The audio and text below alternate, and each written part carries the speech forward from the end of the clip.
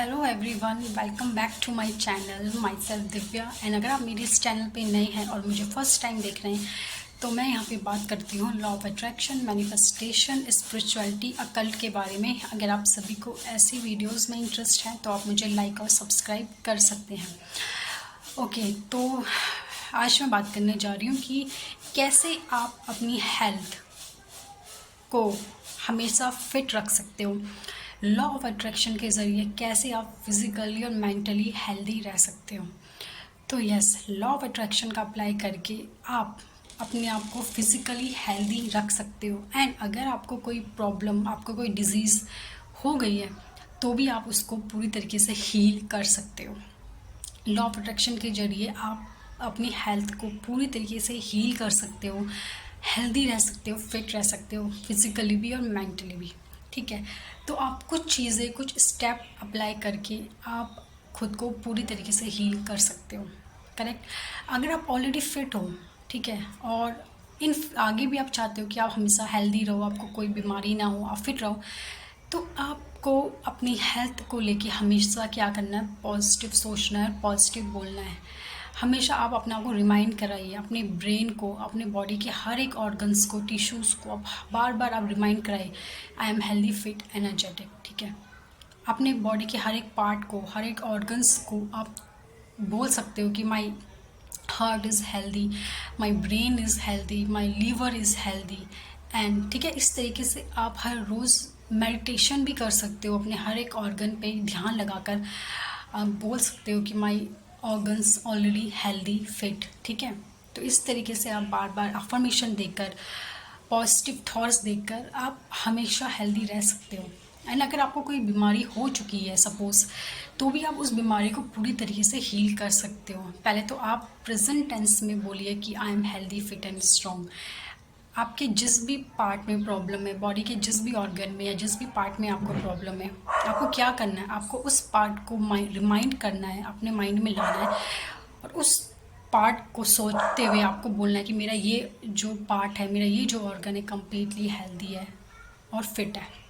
इस तरीके से आपको हर रोज़ बोलते रहना है। ठीक है, आप 5 से 10 मिनट निकालिए और इस तरीके से अफर्मेशन कीजिए। इसके अलावा आप पानी, एक गिलास पानी लीजिए। ठीक है, आप पानी में भी अफर्मेशन बोल सकते हो। ठीक है, आपको कोई भी इश्यूज़ है ना, तो जिस ऑर्गन्स के रिगार्डिंग वो इशू है ना, तो आपको एक गिलास पानी लीजिए, पानी में 20 से 21 बार वो अफर्मेशन बोलिए। सपोज़ आपके स्टमक में अगर प्रॉब्लम है तो आप पानी के गिलास को होल्ड करिए और उसे देखते देखते आपको बोलना है कि my stomach is completely healthy, my stomach is completely healthy. At least 11 से 20 टाइम्स आप ऐसा बोलिए। उसके बाद उस पानी को आप पी जाइए। ठीक है, इस तरीके से आप कर सकते हो। इसके अलावा आप उस ऑर्गन पे हाथ रखकर, सपोज़ आपके स्टमक में प्रॉब्लम है ना, तो आप अपने स्टमक वाले पार्ट में हाथ रखकर होपोनोपोनो प्रेयर करिए। आई थिंक होपोनोपोनो प्रेयर आप सभी को इसके बारे में पता होगा, और आपको नहीं पता मेरी प्रीवियस वीडियो देख लीजिए, है ना। तो आपको क्या करना है, आपके जिस भी ऑर्गन में प्रॉब्लम है, सपोज़ आपके स्टमक्स में रिलेटेड प्रॉब्लम है, तो आपको अपने स्टमक वाले पार्ट पे हाथ रखते हुए होपोनोपोनो प्रेयर बार बार रिपीट करनी है। ठीक है, आपको अपने स्टमक को होपोनोपोनो प्रेयर बोलना है, आई लव यू बोलना है, थैंक यू बोलना है, आई एम सॉरी बोलना है। क्योंकि ये जो भी नेगेटिविटी है वो हमने क्रिएट कर रही है। अगर हमारे स्टमक में कोई प्रॉब्लम है तो हमें 100% रिस्पॉन्सिबिलिटी लेनी है कि हमारे स्टमक में जो भी इश्यूज़ चल रहा है, जो भी प्रॉब्लम चल रही है, उसके लिए मैं रिस्पॉन्सिबल हूँ, है ना। और आपको अपने स्टमक को सॉरी बोलना है। ये करते हुए आपको अपने स्टमक को आई एम सॉरी बोलना है, आई लव यू बोलना है। ठीक है, उसको फील कराना है कि आप सॉरी हो और आप उसे वैल्यू कर रहे हो, है ना, आप उसको इम्पोर्टेंस दे रहे हो अपने उस ऑर्गन के साथ। जब आप इस तरीके से होपोनोपोनो प्रेयर करोगे तब आप देखोगे कि धीरे धीरे उसके अंदर जो भी नेगेटिविटी थी, जो भी प्रॉब्लम्स था, वो हील होने लगेगा और धीरे धीरे आपका वो प्रॉब्लम पूरी तरीके से सॉल्व हो जाएगा और वो जो बीमारी है वो हील हो जाएगी। लेकिन यस, आपको इसके लिए थोड़ा टाइम देना पड़ेगा। ऐसा नहीं है कि आप पहली बार करो और आपको पहली बार में रिज़ल्ट आ जाए। नहीं, बहुत केसेस में ऐसा होता भी है कि फ़र्स्ट टाइम आप करते हो और आपको रिज़ल्ट देखने को मिल जाता है। लेकिन डिपेंड करता है कि वो प्रॉब्लम्स कितनी बड़ी है ना। अगर वो आपकी समस्या बहुत बड़ी है तो आपको कुछ टाइम देना पड़ेगा। ठीक है, एक ही बारी में या 2 बार में करने में हील नहीं होगा। हो सकता है आपको कुछ और दिन देना पड़े, 1 हफ्ता देना पड़े, ठीक है, 2 हफ्ते देने पड़े, लेकिन आपको कंसिस्टेंसी से करना है। ऐसा नहीं आपने एक दिन करा फिर आपने छोड़ दिया, आपको हर रोज़ करना है। तो इस तरीके से आप अपने किसी भी बीमारी को हील कर सकते हो, किसी भी बॉडी पार्ट को हील कर सकते हो।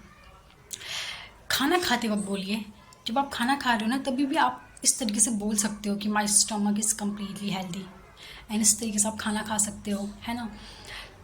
तो ये सारी चीज़ें आप अप्लाई करके आप खुद को पूरी तरीके से हील कर सकते हो।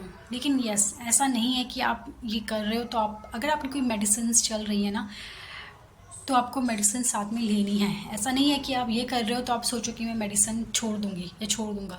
नहीं, आपको मेडिसिन तो लेनी है, पर साथ ही साथ इस तरीके से भी आपको क्या करना है, अपना हीलिंग करते रहना बहुत ज़रूरी है, ठीक है। तो जब इस तरीके से आप करते रहोगे तो आप देखोगे कि धीरे धीरे आपकी बॉडी हील होने लगेगी, धीरे धीरे आप हील होने लगोगे, आप हेल्दी होने लगोगे, ठीक है।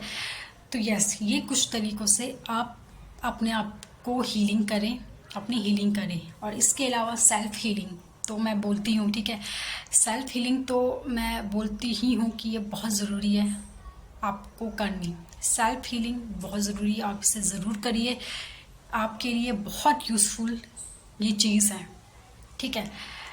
एंड यस, अगर आपको सेल्फ़ हीलिंग के बारे में और जानना चाहते हो तो आप मेरी वीडियोस के ज़रिए भी आप देख सकते हो। आप पर्सनली गाइड चाहते हो कि मैं आपको गाइड करूं तो आप पर्सनली भी अपना कंसल्टेशन बुक करा सकते हो, ठीक है, जिसमें आपको बताया जाएगा कि किस तरीके से आपको अपनी हीलिंग करनी है। जब आप अपनी हीलिंग करते हो, आप हील होते हो, तो आप अपने लाइफ के सभी प्रॉब्लम्स को, चाहे अगर आपका प्रॉब्लम रिलेशनशिप से रिगार्डिंग है, मनी से रिगार्डिंग है, करियर से रिगार्डिंग है, हेल्थ से रिगार्डिंग है, सारी चीज़ों को आप हील कर देते हो। ओके, तो थैंक यू सो मच, आज के लिए इतना ही, तब तक के लिए बाय बाय।